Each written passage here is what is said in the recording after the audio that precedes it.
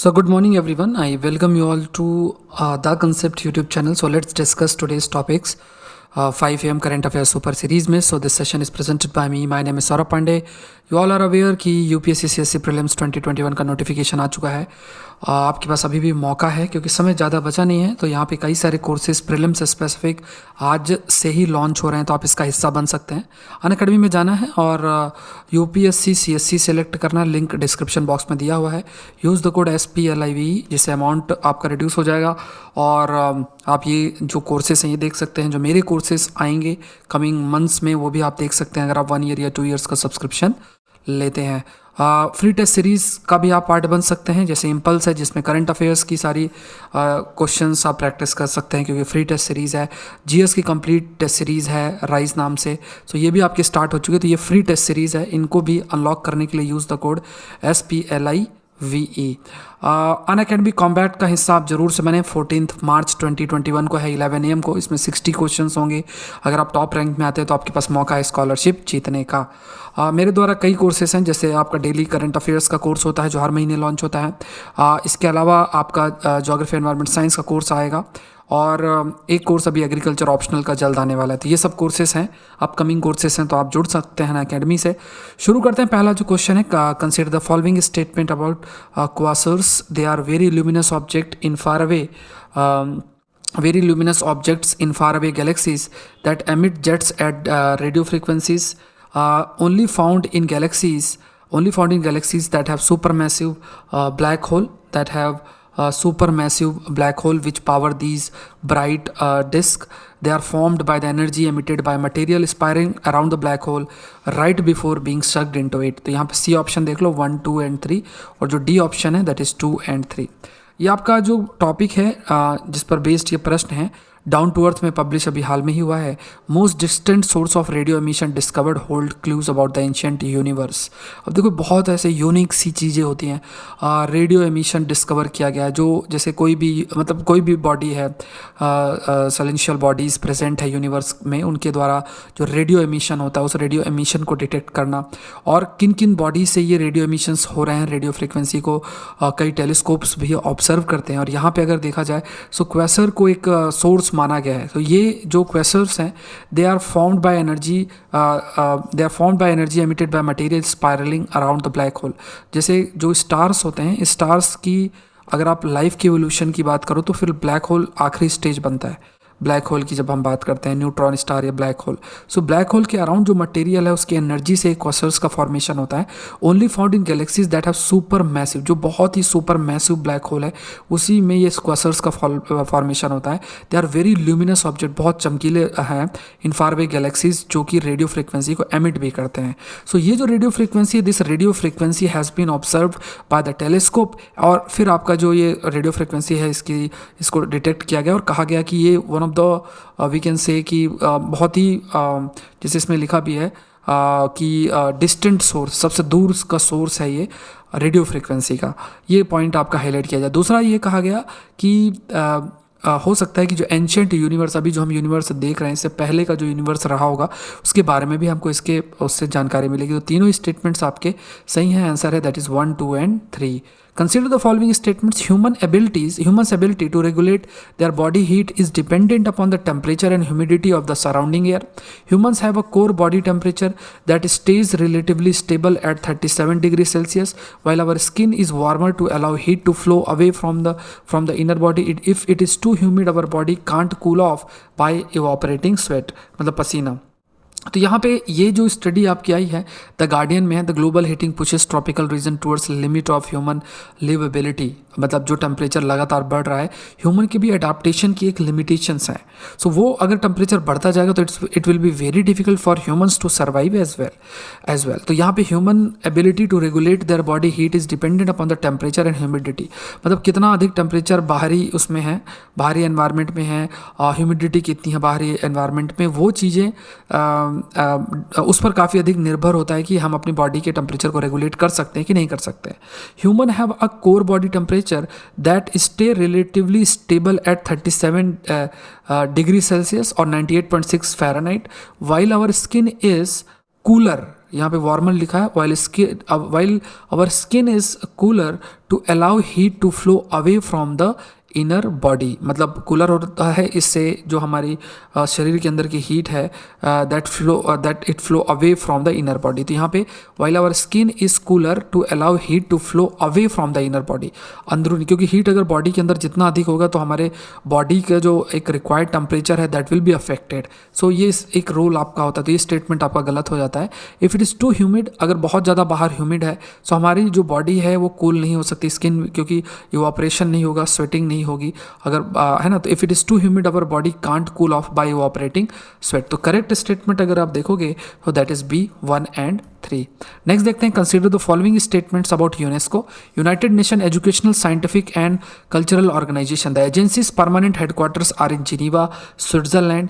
In its initial emphasis was on rebuilding schools, libraries, museum that had been destroyed in Europe during World War II.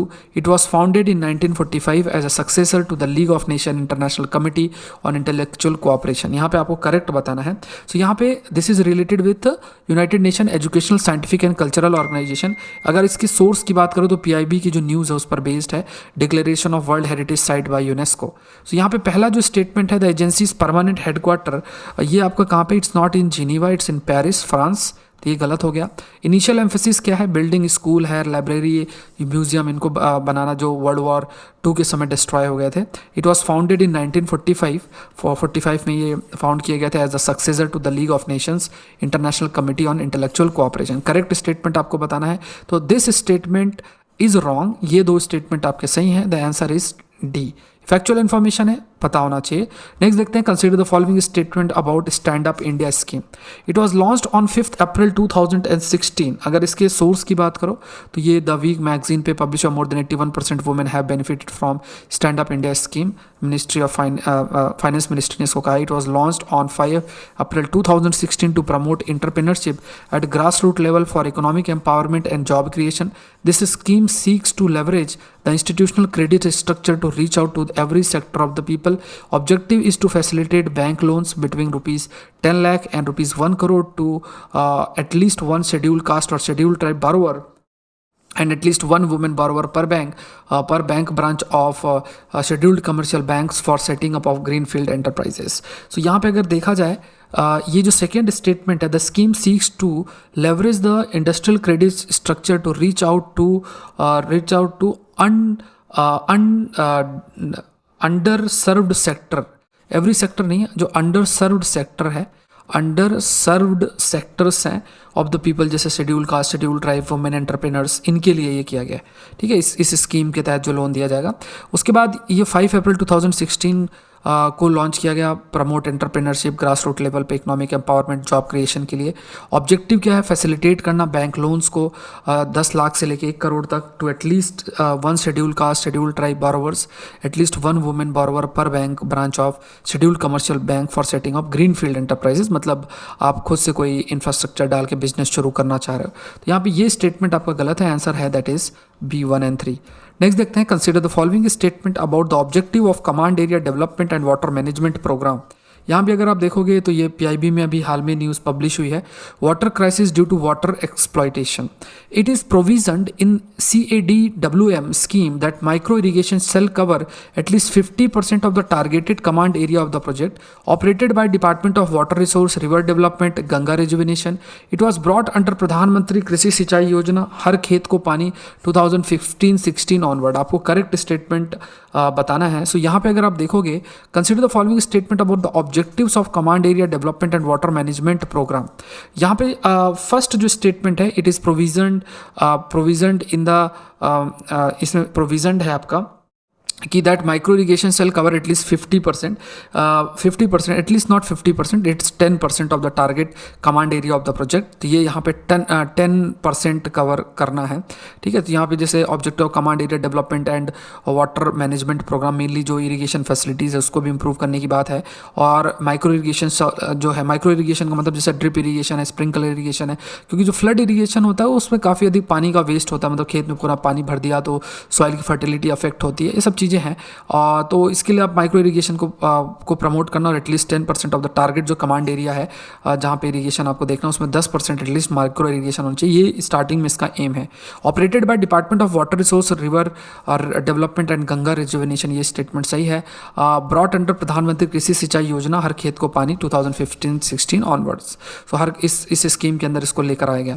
सो यहाँ पे the answer है that is 2 and 3। Next देखते हैं, consider the following statement about India's sustainable development goal index. यहाँ पे अगर देखा जाए तो लॉन्च्ड बाय एनवायरमेंट मिनिस्ट्री गलत है, it is launched by NITI आयोग। लॉन्च्ड बाय नीति आयोग के द्वारा ये लॉन्च किया गया है।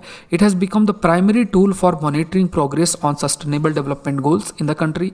The index measures the progress at the national and sub national level in the country's journey towards meeting the global goals and target. यहाँ पे आपको the index measures the progress at the national and sub national level in the country's journey towards meeting the global, मतलब हमने कितना progress किया है sustainable development goal को achieve करने के लिए, जो को 20 जिसमें आपके 17 गोल्स हैं, 169 टारगेट्स हैं, 2030 तक हमको अचीव करना, मतलब पूरे विश्व को। तो इसमें हमारा क्या प्रोग्रेस रहा है वो देखने की बात है। तो ये स्टेटमेंट दोनों सही हैं। यहाँ पे it has been launched by NITI Aayog, ये ध्यान में रखना है। जो आंसर है दैट इज़ डी। तो सी ऑप्शन है 1, 2, 3 और जो डी ऑप्शन है that is 2 and 3। Answer is D. Next देखते हैं, ये भी आपका पीआईबी में न्यूज़ थी उस पर बेस्ड है। Consider the following statement about mandates of New Space India Limited NSIL, providing space based earth observation and communication service, building satellites, launching them as per the demand, technology transfer to the Indian industry को technology transfer करना। तो ये आप कह सकते हो जो New Space India Limited है, it is a commercial arm of Department of Space. जैसे एंट्रिक्स है उसी तरीके से, अब एंट्रिक्स और इसमें क्या डिफरेंस है ये भी क्लैरिटी नहीं है, लेकिन थोड़े बहुत है इसमें। अगर अभी देखोगे अमेजोनिया जो सैटेलाइट लॉन्च की गई थी, जो हमारा एक पहला कमर्शियल एक मिशन था, सो उसमें इसका रोल था। प्रोवाइडिंग स्पेस, मतलब इसे कुल मिला के आप याद रखो कि कोई भी जो हमारे स्पेस प्रोडक्ट है उसको कैसे कमर्शलाइज किया जा सके, हम उसे अर्निंग कैसे कर सकें, इस पर फोकस आपका पूरा रहता है। So providing space based earth observation, communication service, building satellites को बिल्ड करना, लॉन्चिंग देम जैसा डिमांड है उसको, technology transfer to India Indian industry को टेक्नोलॉजी ट्रांसफर करना। तो करेक्ट बताना है आपको। Answer is that is 1, 2 and 3। ये न्यूज़ भी आपकी द हिंदू है। ISRO to handle project of security advance technologies, ये है सिक्योरिटी और एडवांस टेक्नोलॉजी की प्रोजेक्ट को इसरो हैंडल करेगा। तो बहुत अधिक डेवलपमेंट आपका हो रहा है। सो आज के लिए इतना ही। आपके पास मौका है अनअकैडमी से जुड़ने का। आप ऑप्शनल और जीएस कंबाइंड सब्सक्रिप्शन आप ले सकते हो। मेरा भी ऑप्शनल जल्द एग्रीकल्चर का आने वाला है। और जीएस की जितनी भी चीज़ें पढ़ना, जनरल स्टडीज़ में आपको बहुत सारे सब्जेक्ट्स जो पढ़ने होते हैं प्रीलिम्स और मेंस स्पेसिफिक, तो अगर आप 2021, 22, 23 की तैयारी कर रहे हो तो आप इससे जुड़ सकते हो। 1 ईयर या 2 ईयर का सब्सक्रिप्शन आप ले सकते हो। unacademy.com में जाना है और unacademy.com में जाना है और यूपीएससी CSC आपको सेलेक्ट करना है, ठीक है। यूपीएससी CSC सेलेक्ट करना है। यूज़ द कोड SPLIVE, ये आपको याद रखना है, ठीक है। सो आज के लिए इतना ही। I request you all like जरूर करें, शेयर जरूर करें और द कंसेप्ट यूट्यूब चैनल को जरूर से सब्सक्राइब करें। Thank you everyone and let's crack it.